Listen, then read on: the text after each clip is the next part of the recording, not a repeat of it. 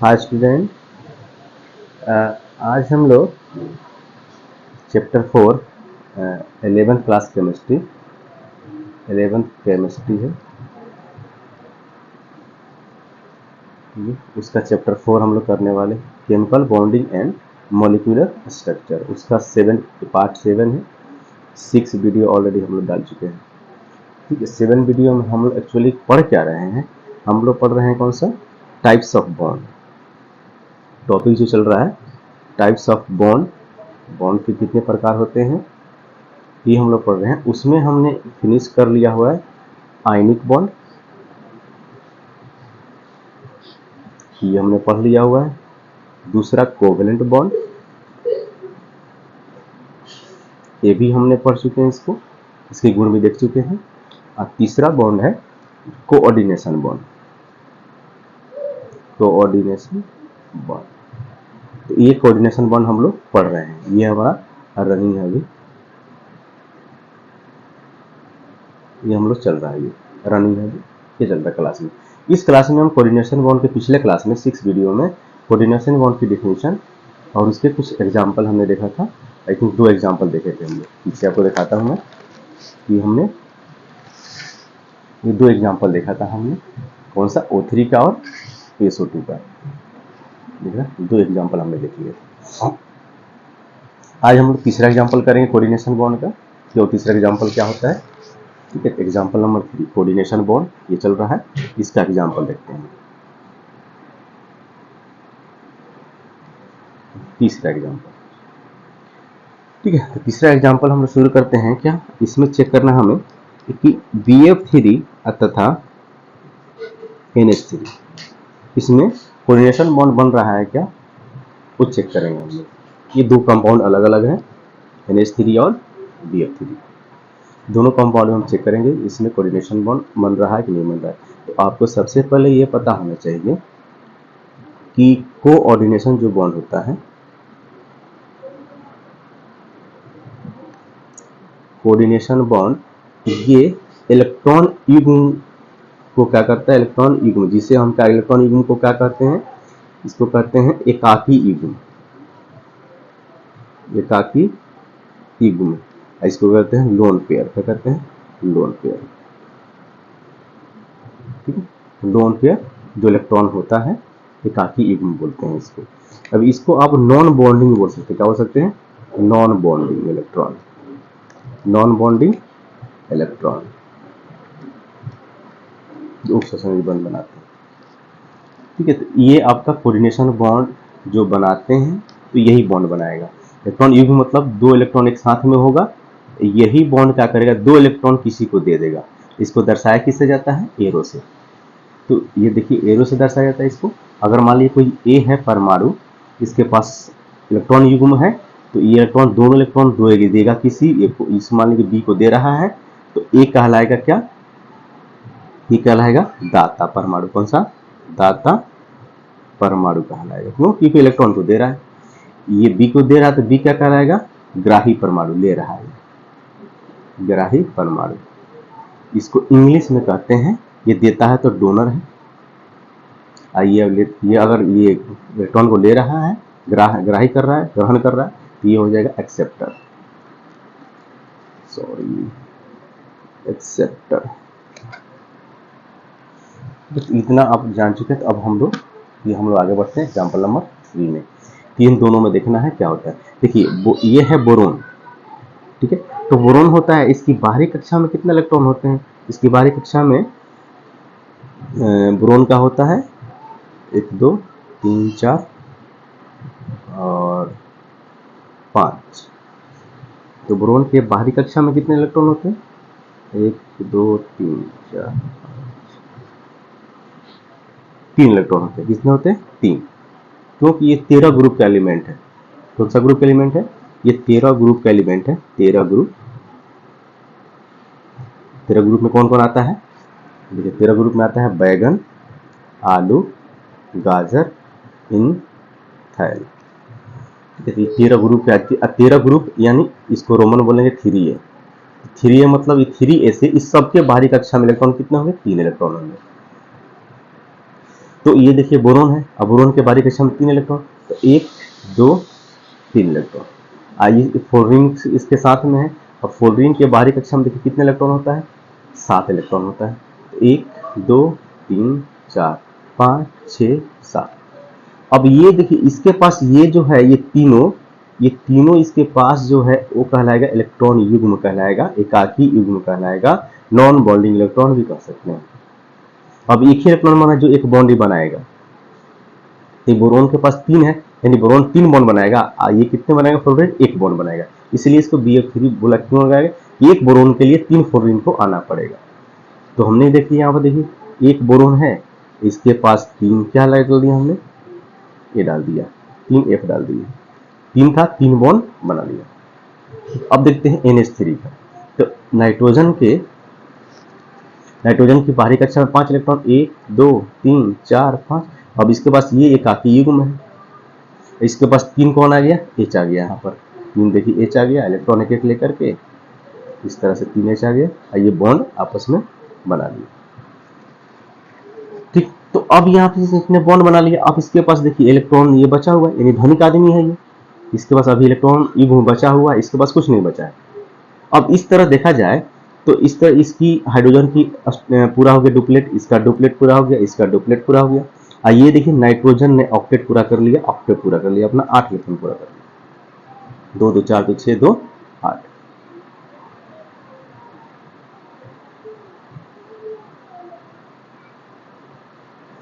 ठीक है, तो ये 8 इलेक्ट्रॉन पूरा कर लिया। अब यहाँ देखिए बोरोन जो है उसके पास कितने इलेक्ट्रॉन है, बोरोन के पास ये तो देखिए ये फ्लोरीन है, कितना होता है फ्लोरीन के पास, ये फ्लोरीन के पास ये आपका इलेक्ट्रॉन है कितना, 7, तो यानी 2 2 4 2 6, सबका 2 2 4 2 6 2 2 4 2 6। अब इसके भी अष्टक पूरे, इसके अष्टक, ये बोरोन का अष्टक पूरा हुआ है नहीं, बोरोन के पास क्या है, इलेक्ट्रॉन डिफिशियंसी, इलेक्ट्रॉन की कमी है इसके पास।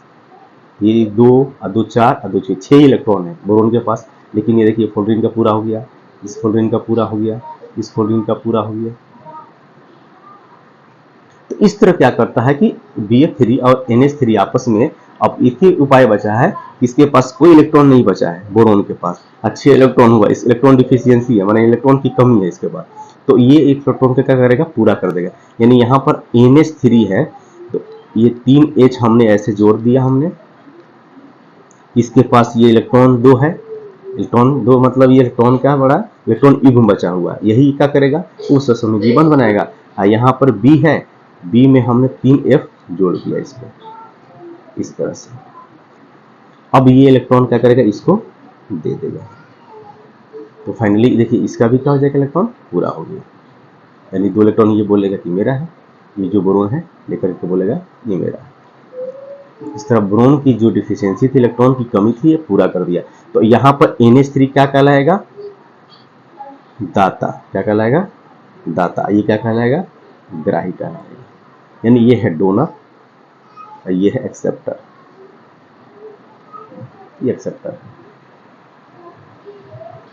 तो इस तरह से क्या हो गया कि इसने उपसंयोजी बंध बना लिया, किसके बीच में, BF3 और NH3 के बीच में। तो यहाँ पर NH3 क्या हो गया, दाता हो गया, जो दे रहा है इलेक्ट्रॉन को, और BF3 यहाँ पर क्या ले रहा है, क्यों, क्योंकि B के पास, बोरोन के पास इलेक्ट्रॉन की कमी है, अपना स्ट्रक्चर पूरा नहीं किया हुआ। ठीक है, तीसरा एग्जाम्पल हो गया। एक एग्जाम्पल और देखते हैं, अच्छा और भी देख लेंगे 2-3। HNO3 में देखते हैं। HNO3 में तो यहाँ पर पहले नाइट्रोजन की बाहरी कक्षा में 5 इलेक्ट्रॉन, 1 2 3 4 5, ऑक्सीजन के बाहरी कक्षा में 6 इलेक्ट्रॉन, 1 2 3 4 5 6 इलेक्ट्रॉन।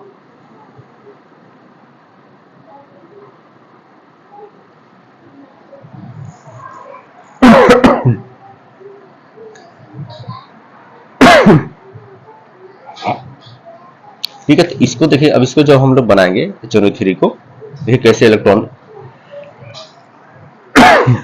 बनाएगा ये। अब इसके पास देखिए एक इलेक्ट्रॉन युग्म है, इसके पास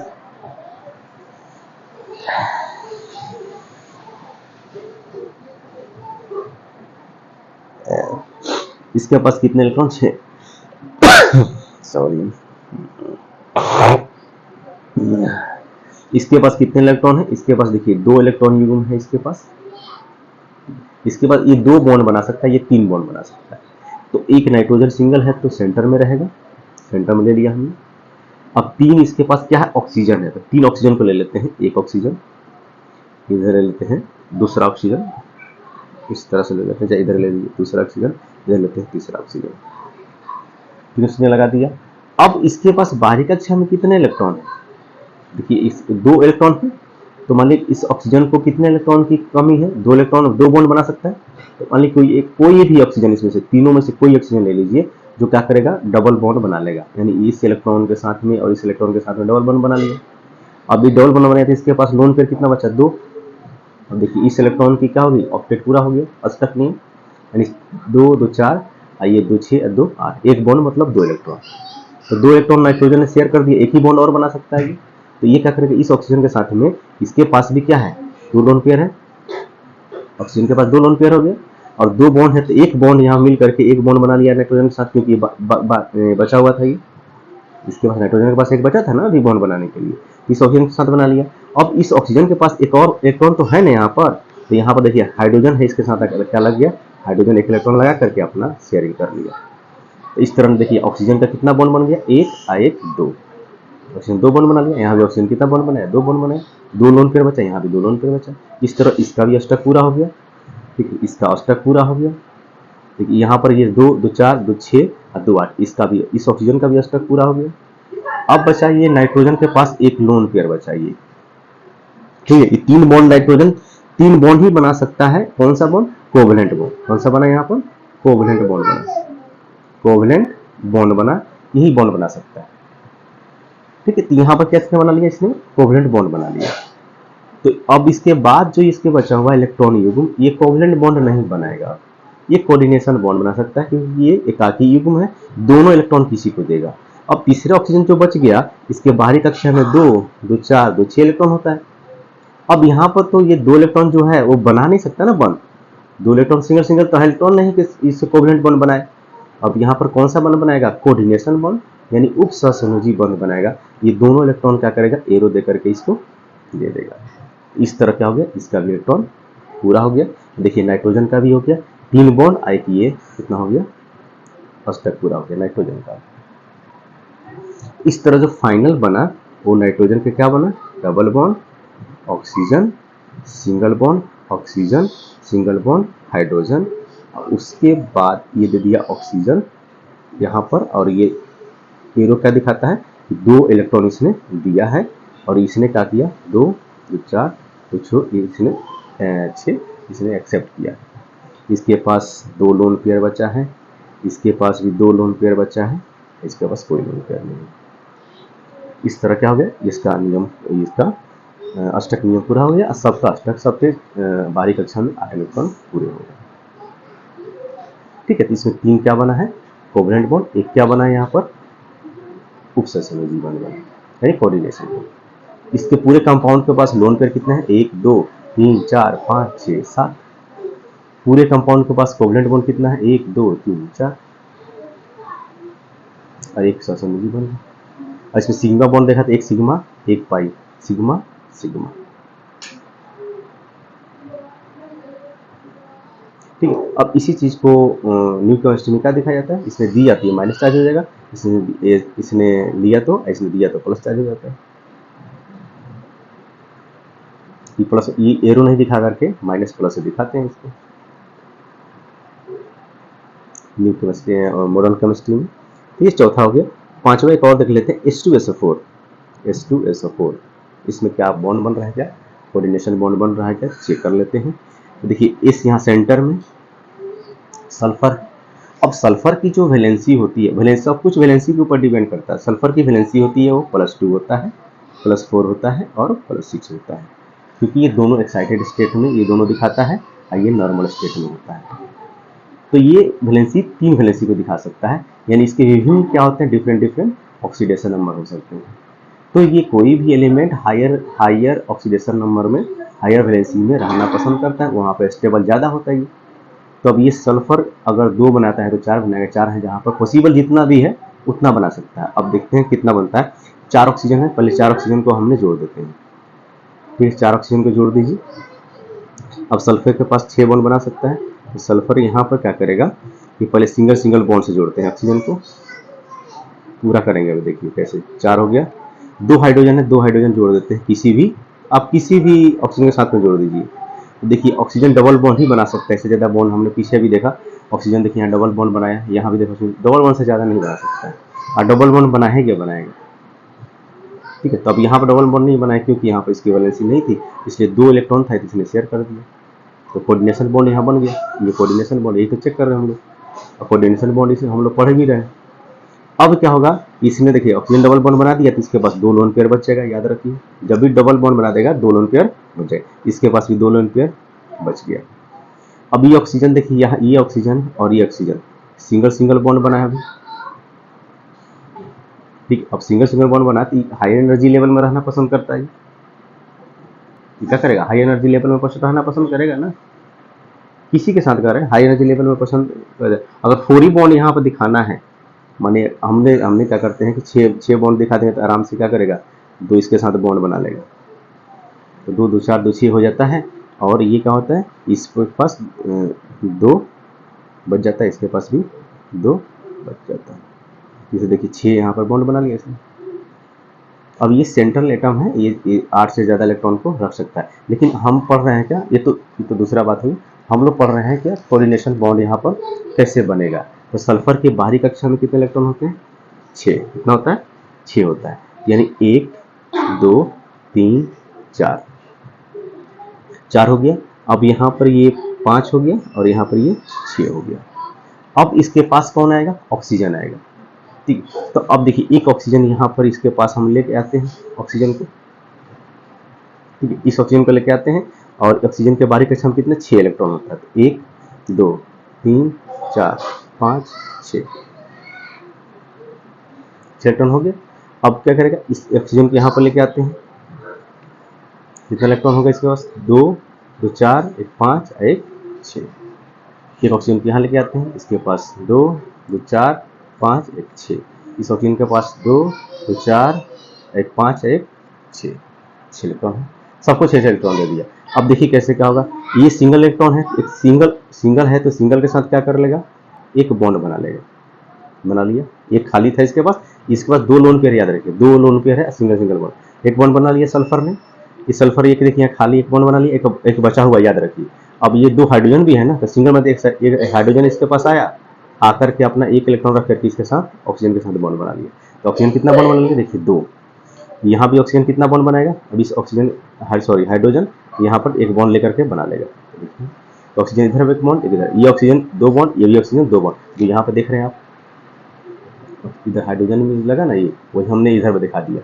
अब ये 2 वाला जो इलेक्ट्रॉन था यहाँ पर जिसके पास क्या था, अब ये क्या करेगा, अब इसके पास 6 इलेक्ट्रॉन है तो 2 तो अनपेयर है, अब ये जब भी देगा तो यहाँ पर ये लोन पेयर बचा हुआ है इसके पास, सल्फर के पास। अब सल्फर के पास ये नहीं है कि अपना ये बॉन्ड बना सके, इसके पास क्या बचेगा, लोन पेयर बचेगा, और जब भी इसके पास लोन पेयर बचेगा तब यहाँ से दोनों इलेक्ट्रॉन को दे देगा, दोनों इलेक्ट्रॉन को दिया तो कौन सा बॉन्ड बन गया, उपसंयोजी बॉन्ड बन गया। इधर भी ये दिया तो क्या बन गया, देखिए 2 इलेक्ट्रॉन को देगा, उपसंयोजी बंध बन गया, यानी 2 इसमें उपसंयोजी बंध बन रहा है, ये जो बंध बना उसे बोलते हैं उपसंयोजक या संयोजी बंध, कोऑर्डिनेशन बॉन्ड।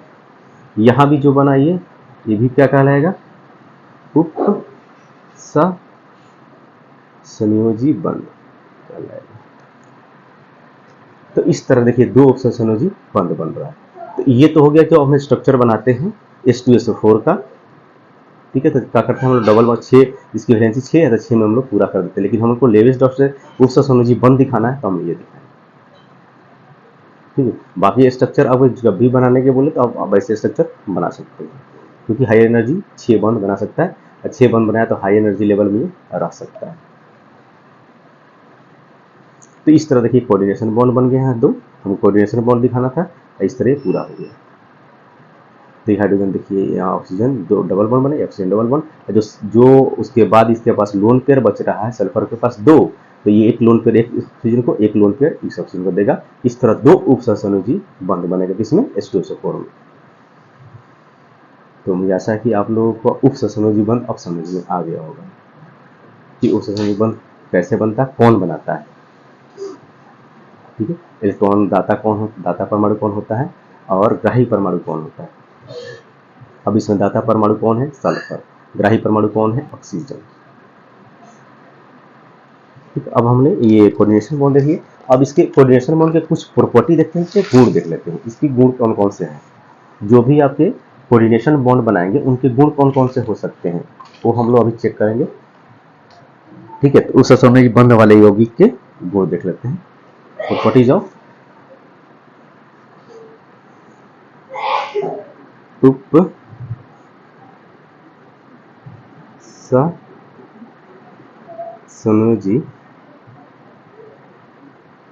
सहसंयोजी बंध वाले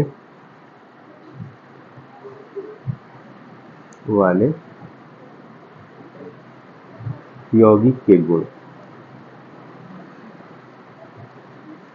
या गुण कहें या फिर विशेषता कहें, गुण या विशेषता क्या है। जितने भी आपके जो कंपाउंड है जो उप सहसंयोजी बंध बनाते हैं उनके क्या क्या गुण हो सकता है। जैसे हमने सहसंयोजी बंध के गुण भी पढ़े हैं पीछे, उसी तरह इसकी पढ़ेंगे। इसका पहला गुण है कि यह बंध स्थान दृढ़,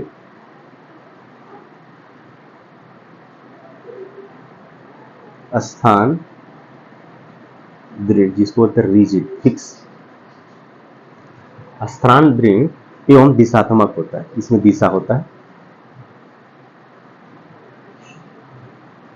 दिशात्मक होता है, पहला हो गया। दूसरा इसका गुण क्या होगा कि इस बंध वाले यौगिक, माने यह बंध वाले जितने भी बंध बनाते हैं उप सहसंयोजी बंध, तो यह बंध वाले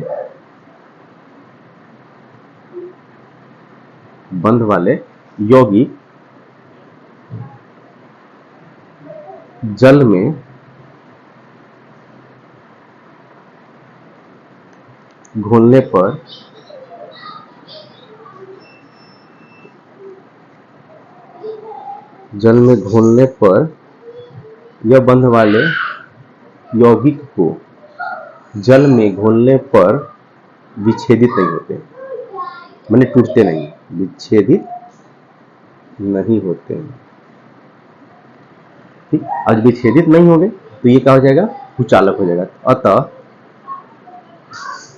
ये विद्युत के कुचालक होते हैं, यानी चालक नहीं होते हैं, क्योंकि ये टूटेगा ही नहीं। ठीक है, इसको अगर जल में घोला जाए, इस बंध वाले यौगिक को, कि जल में घोलने पर विच्छेदित नहीं होता। विच्छेदित नहीं होगा तो क्या होगा, ये विद्युत का कुचालक हो जाएगा। दूसरा गुण इसका ही है। अब तीसरा गुण इसका है कि ये कार्बनिक यौगिकों में विलय होते हैं,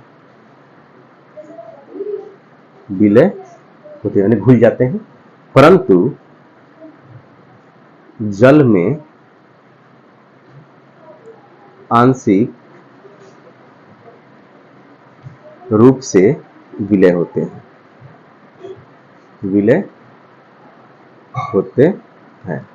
ठीक है। तो जब इसको कार्बनिक यौगिकों में घोला जाएगा तो उसमें भी मिल जाएंगे ये, लेकिन इसको जल में जब घोला जाएगा तो आंशिक रूप से, यानी थोड़ा सा ये घुलता है, ज्यादा नहीं घुलता है। आंशिक मतलब थोड़ा सा, थोड़ा सा घुलता है, ज्यादा नहीं घुलता है। अगर इनको पानी में घोल दिया जाए तो ज्यादा नहीं घुलता है, लेकिन वही कार्बनिक यौगिक में घोल दिया जाए तो क्या हो जाएगा, ये घुल जाते हैं, उसमें विलय हो जाते हैं, मिल जाते हैं। कार्बनिक यौगिक मतलब क्या, जो कार्बन और हाइड्रोजन से मिलकर बना है यौगिक, उसमें क्या हो जाते हैं, ये घुल जाते हैं, विलय हो जाते हैं। चौथा नंबर है इनमें द्रव्यमान एवं क्वथनांक के मान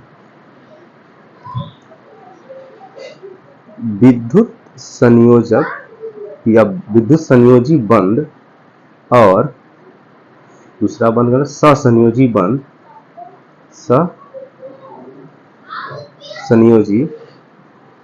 बंध वाले यौगिक के बीच में होते हैं। माने इसका द्वरणांक जो क्वथनांक होगा वो किसके बीच होगा? जो आयनिक बंध यानी विद्युत संयोजी बंध बनाते हैं उनके द्वरणांक, और जो सहसंयोजी बंध बनता है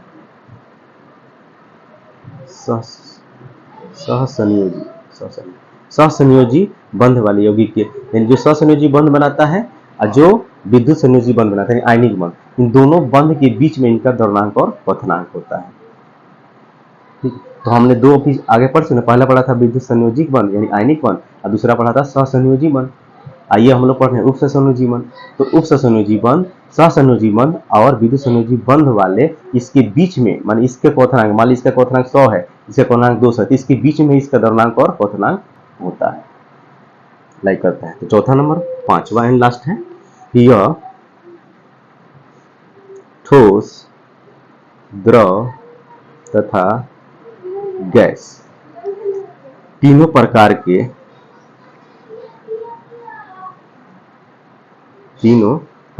हो सकते हैं। तीनों प्रकार के हो सकते हैं। इसका 5 गुण है।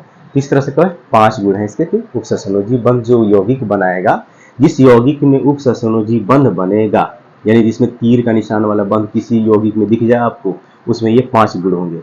क्योंकि स्थानदृढ़ होते हैं और दिशात्मक होते हैं। यह बंध वाले यौगिक को जल में घोलने पर विच्छेदित नहीं होते, अतः यह विद्युत का क्या होते हैं? कुचालक हो जाते हैं। या सीधे आप लिख सकते हैं कि यह विद्युत के कुचालक होते हैं क्योंकि ये जल में घोलने पर विच्छेदित नहीं होते हैं। ये कार्बनिक यौगिकों में विलय, जो कार्बन और हाइड्रोजन से मिला हो उसमें क्या हो जाएंगे? विलय हो जाएंगे। लेकिन जल में घोला जाती है आंशिक रूप से विलय होते हैं, थोड़ा सा विलय होते हैं। इनके द्रव्यमाप और क्वथनांक क्या होता है? जो आपके पहले वाले बंध पढ़ा था विद्युत संयोजी बंध और सहसंयोजी के बंध के बीच में होता है। और लास्ट है ठोस, द्रव और गैस, तीनों ये प्रकार के हो सकते हैं, तीनों अवस्था में मिल सकते हैं। कौन से? उपसहसंयोजी जितने भी यौगिक हों जो बंध बनाएंगे वो यौगिक। ठीक, अब ये हम क्या होगा, यहाँ आपका ये तीनों हमने खत्म कर लिया। कौन कौन सा? आपके बंध के प्रकार खत्म हो गए। बंध के प्रकार पढ़ रहे थे तो मुख्यतः तीन बंध हमने पढ़ा। ठीक है, पहला बंध क्या पढ़ा था? आयनिक बंध, आयनिक बॉन्ड या, ठीक है। दूसरा हमने पढ़ा था कोवलेंट बॉन्ड, और तीसरा हमने पढ़ लिया अभी कोऑर्डिनेशन बॉन्ड। तो 3 बॉन्ड हमने खत्म कर लिया। यहां पर हमें 3 बॉन्ड खत्म हो गया। ठीक है, तो अब हम लोग फॉर्मल चार्ज पढ़ेंगे। नेक्स्ट वीडियो में क्या पढ़ेंगे? फॉर्मल चार्ज, फॉर्मल चार्ज पढ़ेंगे ये नेक्स्ट वीडियो में। ठीक है, फॉर्मल चार्ज। तो एक बार हम लोग जो हमने पीछे पढ़ लिया उसको रिवीजन कर लेते हैं। ठीक, क्या क्या पढ़ा था हमने? देखिए तीनों पढ़ लिया। तो आयनिक बॉन्ड मतलब क्या होता है? जिसमें प्लस और माइनस बनता हो, इनके वजह से बंध बनता है, उसे आयनिक बॉन्ड कहते हैं। कोवलेंट बॉन्ड में क्या होता है कि इलेक्ट्रॉन की साझेदारी, इलेक्ट्रॉन की साझेदारी, इलेक्ट्रॉन की साझेदारी होती है इसमें। मैंने एक इलेक्ट्रॉन देगा, एक दूसरा इलेक्ट्रॉन लेगा, इलेक्ट्रॉन की साझेदारी होगा, उससे बॉन्ड बनेगा, तो उससे कोवलेंट बॉन्ड होगा हमेशा। कोऑर्डिनेशन बॉन्ड में क्या होगा? इलेक्ट्रॉन युग्म की साझेदारी, इलेक्ट्रॉन युग्म की साझेदारी, इलेक्ट्रॉन युग्म मतलब ये 2 इलेक्ट्रॉन जो था उसकी साझेदारी से जो बॉन्ड बनेगा, कोऑर्डिनेशन बॉन्ड। इसको एरो से दिखाया जाता है। आपको जो ये वाला बॉन्ड होता है कोवलेंट बॉन्ड, सिंपल ऐसे दिखाया जाता है। इसका मतलब होता है 2 इलेक्ट्रॉन, एक बॉन्ड मतलब 2 इलेक्ट्रॉन। इसमें क्या होता है कि एक ये देने वाला जिधर देता है उधर ये मुंह रहता है, जिधर जो लेता है ये इलेक्ट्रॉन लिया तो इधर मुंह रहेगा, और ये जो देगा इधर रहेगा, इसके मुंह रहेगा, इधर से इधर जाएगा। ठीक है, ये इसमें आयनिक बॉन्ड आयन से बनता होगा। जिसमें क्या होगा कि कोई भी एक इसमें जो होता है धातु और अधातु के बीच में होता है, धातु और अधातु के बीच में होता है, धातु और अधातु के बीच में होता है। क्यों? कि धातु इलेक्ट्रॉन का त्याग करके प्लस बनता है, अधातु इलेक्ट्रॉन का ग्रहण करके माइनस बनता है। तो जब प्लस में अधातु अधातु होगा तभी ये बॉन्ड बन सकता है। इसमें दोनों क्या होगा? कोवलेंट बॉन्ड में अधातु होता है, साझेदारी हो जाता है। ठीक है, ये कोऑर्डिनेशन बॉन्ड हो गया। एक इलेक्ट्रॉन क्या होगा? 2 इलेक्ट्रॉन युग्म देगा, दूसरा इलेक्ट्रॉन ग्रहण करेगा। जो इलेक्ट्रॉन युग्म लेता है, देता है, वो क्या होता है? दाता होता है। और जो इलेक्ट्रॉन युग्म को ग्रहण करता है वो ग्राही होता है। ठीक है, फिर एरो इधर से इधर जाता है, इलेक्ट्रॉन दाता से इलेक्ट्रॉन ग्राही की तरफ इलेक्ट्रॉन लेता है। तो बस ये आपका क्या हो गया, कोऑर्डिनेशन कंपाउंड खत्म हो गया। तो हमने तीनों पढ़ लिया जो मेन था, मुख्यतः 3 प्रकार के बॉन्ड था, बॉन्ड पढ़ लिया। ठीक, नेक्स्ट वीडियो में हम लोग फॉर्मल चार्ज पढ़ेंगे। ठीक, देखने के लिए धन्यवाद। अगर आप चैनल पर नए हैं सब्सक्राइब करें और बेल आइकन को प्रेस कर दें ताकि हम जब भी वीडियो डालें नोटिफिकेशन आपके तक पहुंचे और आप उसको देख सकें। ये हम सीरियल वाइज से वीडियो कर रहे हैं, पूरे एकदम चैप्टर शुरू से हमने बेसिक से लेके चले हुए हैं और ये 7वां पार्ट है आज। ठीक है, इस तरह पार्ट बनते रहेगा जब तक खत्म चैप्टर नहीं तब तक पार्ट बनता रहेगा। तो रोज़ के रोज़ वीडियो डालेंगे, आप आराम से हमारे चैनल को फॉलो करके आप अपना कोर्स कंप्लीट कर सकते हैं। धन्यवाद।